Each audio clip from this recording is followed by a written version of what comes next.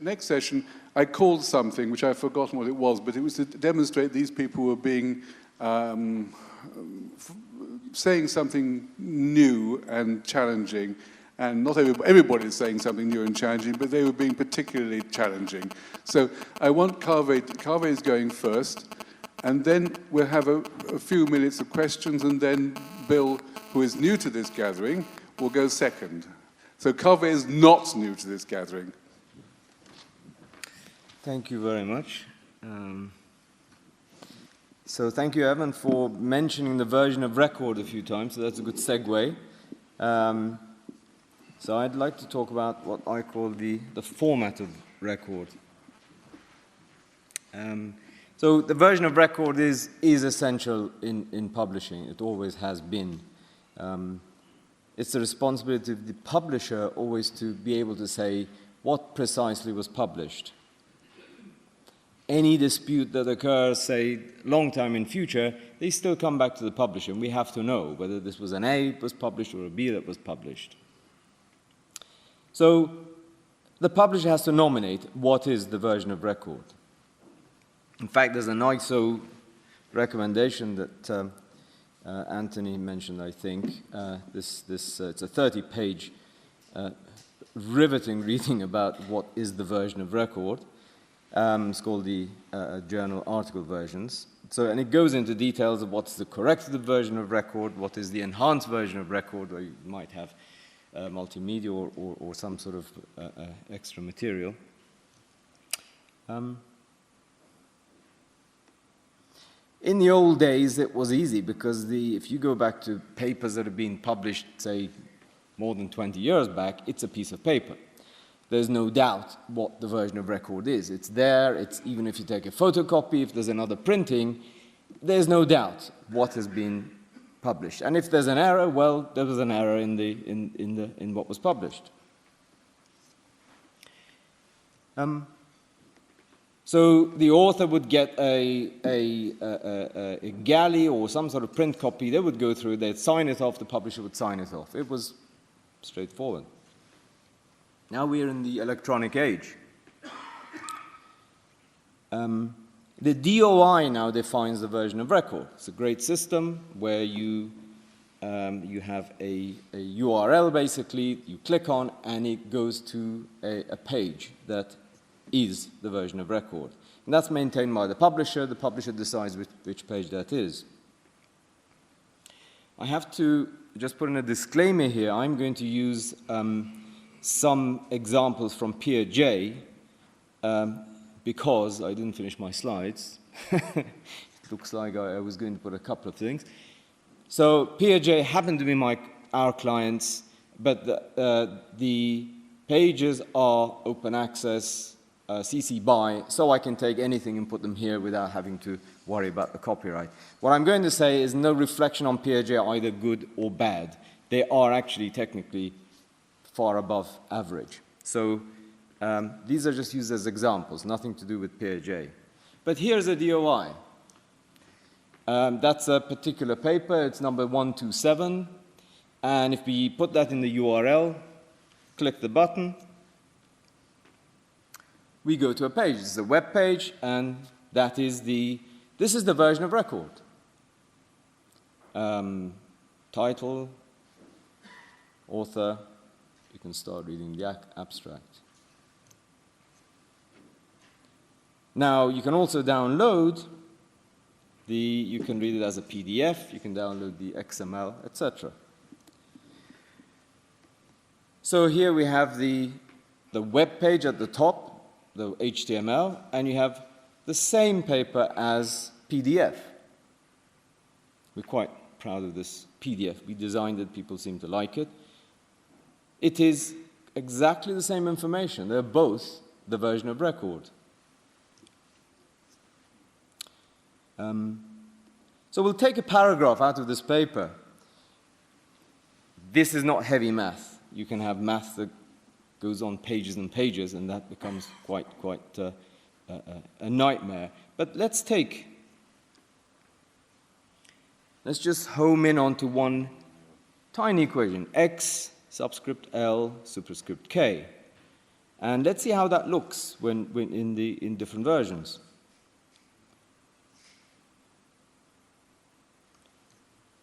So this is the PDF, X subscript L superscript K. This is the HTML version as you're reading on the page. It looks slightly different, but it's clearly the same data. This is the XML. You can download the XML. That's also the version of record. It's on the same page. The DOI does not distinguish between these. The UI tells you what the page is. You can look at it in different ways. Just kind of a quick look at the XML. Those of you who are afraid of looking at XML, it's not too bad. But actually, that tiny little equation, this is what's recorded in the XML. Those 3 letters that you saw. We split it apart.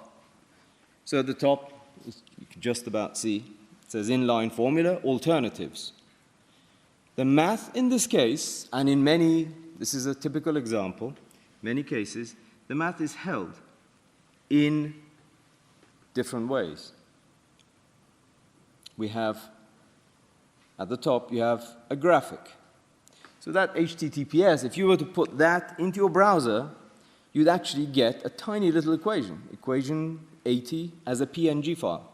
You'd see that XLK. The same is, on the second bit, you can see X subscript L superscript K. That's the tech version. That's where a LaTeX author, that's what they would type. And then you can just about see the X, the L, and the K. That's MathML. It's extremely verbose, but it's fully structured. They're all the same, that little equation that you saw.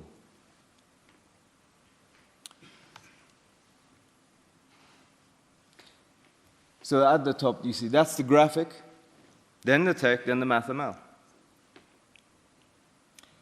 So that little equation that you saw, so far we've seen it in several forms. PDF, HTML, PNG. There might be overlap. For example, the PNG might be used in the HTML, but they are held in different places. You've seen MathML, and you've seen tech. And there might be more. You might have EPUB, EPUB 2, EPUB 3. We'll be talking about that. And EPUB 3 is a very important format for the future because it handles MathML, or requires MathML. And there might be more. So you've got all these multiple versions in the same document, in the same version of record. So what I call the nightmare scenario is that 10 years later, someone comes and says, this says XLK, but on this version, this is XKL. So the PDF and the HTML don't match. Or even worse, the XML, which is supposed to be the macho document, well, the tech and the MathML are not the same. Author's passed away, we can't ask the author. So I go to the publisher and say, well, what did you publish? Which is right? This is a problem in the making, ladies and gentlemen. I think we should really pay attention to this. That's the nightmare scenario. So what's the solution?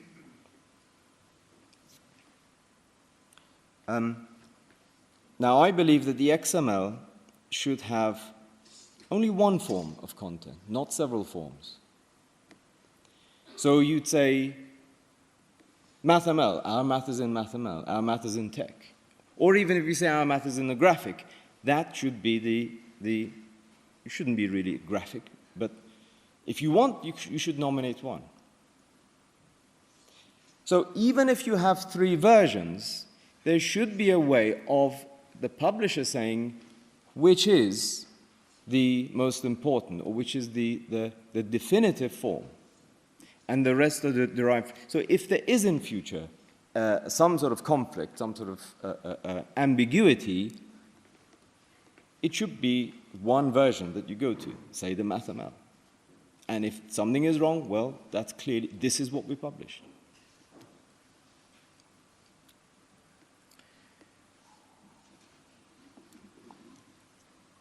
So the other thing is that there's nothing wrong with having different formats for different people. It's actually very good. But in order to ensure that there is complete uniformity, all your formats should be derived from one single source, one single definitive format. And I would say XML is the obvious one, because we can't go back. You can't go from a graphic to MathML, but you can go from MathML to graphic. So XML is designed to be rich enough to go to any kind of format. And XML should be nominated as what I call the format of record. So that's my view on that. Anthony wanted me to be a little bit controversial and push the boundary, so I'd like to do that. This is my vision, that publishers publish XML and nothing else. No PDF, no EPUB, no HTML. You simply create an XML with all those angle brackets, you tag it correctly, and your job is done. And we throw away the idea of the house style. I know we're attached to the house style, but let's just imagine things are changing. You needed to have, 20 years ago, you need to have a house style because you need to tell the typesetter what to put in the galley proofs and where to put the hyphenation, etc. We don't have to do that anymore. Imagine that you put your, say the AIP would put their publications online in XML, and immediately there'd be third parties, say like us or someone else, some geeky guys who know how to take XML. They would create for the readers the form that they want. I like EPUB 2, I like EPUB 3. For example, I love to read single column PDF on the iPad mini in landscape mode. I like Garamond as my font. And I like my references in Harvard, not Vancouver, whichever you call it, so numbered or unnumbered. We can do that. I should have that freedom. So I want to read, as a reader, I want to read your content. I'm really interested in your content, but I want it in my house style, not your house style.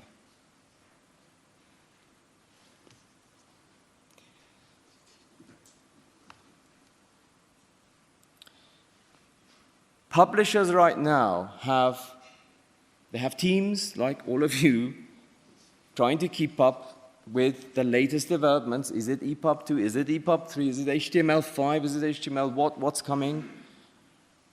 The publisher's job is to create content, high quality content, well peer reviewed, copy edited, good clear content. So they can create the content and let others do the rendering. Third parties can do the rendering. Accessibility. If you're a blind mathematician, I'm geeky enough to have gone to a conference on mathematics for the blind, which is really interesting. You've got mathematics content. How do they read? They can't read a PDF, really.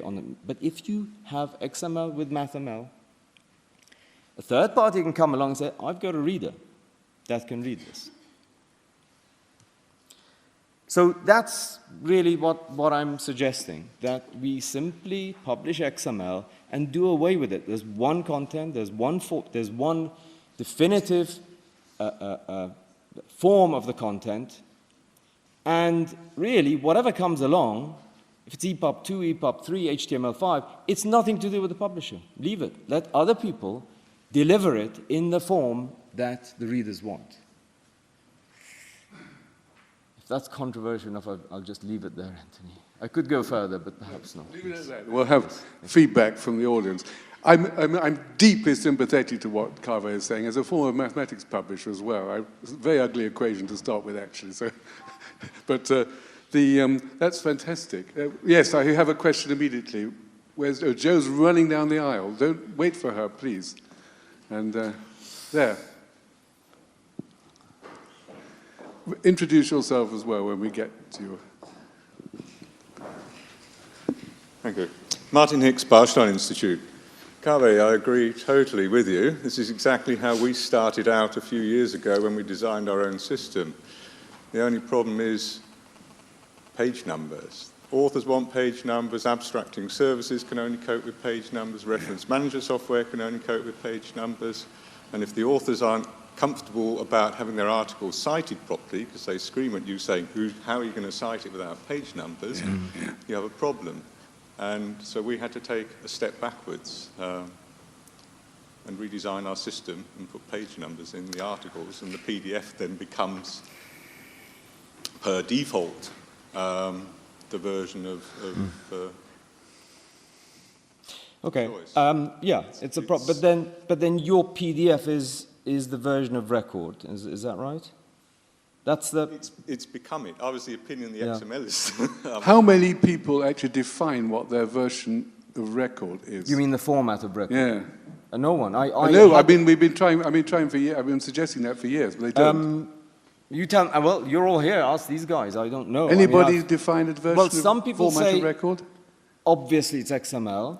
I've always thought so. And others saying, well, it's PDF because that's what the author sees. Now, if it is PDF, my question is, why the hell are we putting all these, paying us money to create these XML and put it somewhere if that's not the version of record, the format of record? Let's not waste money. Let's just have the PDF like good old days. Either we got to get it right or There's a lady over there. So we have a... Could you introduce yourself? Sorry. Heather Flanagan, RFC series editor. The RFC series has been publishing in plain ASCII text online for over 40 years. What is the RC series? Sorry. The RFC series is a series of internet standards from the Internet Engineering Task Force. Sorry.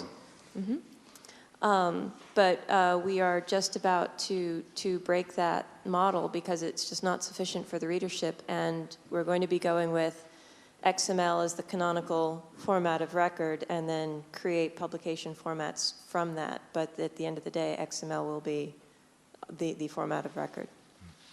Okay, with no page numbers. Well, page numbers will happen by, I think, default on the PDF, but Yeah. for HTML, no, of course not. No, no. my view is to do away with page numbers, of course, as you might guess. So if we need to refer to something, don't refer to it by page, because what if I'm reading the EPUB format? Yeah. EPUB, there is no page number. Has anybody tried to do away with page numbers by having sort of sections and so on? Anyhow, please go ahead. Before asking my question, just to say, page numbers, there are two ways to use page numbers. There's a page number where you have sequential page numbers across articles. So this article starts on page 700 and ends 715. And there are page numbers that are restricted to every article. So you always start the pages with 1, 2, 3. And we have been using page numbers like this. So article ID to identify the article. We have the page numbers, but we don't encourage anybody to refer to the page numbers in the PDFs. So my question is, we have been doing for a couple of years trying to separate within our production workflows within the company the preparation of the content and the presentation of the content. And in order to do that, we have done some progress in that area, but in order to do that in a truly sort of complete way, I'm trying to push something that many of my colleagues are hesitant to agree with me on because they say it's going to annoy the authors a lot. And I was wondering whether you have any experience with that or anybody else can offer experience, which is we would prepare the article, we will work on the content until after the proofreading by the author.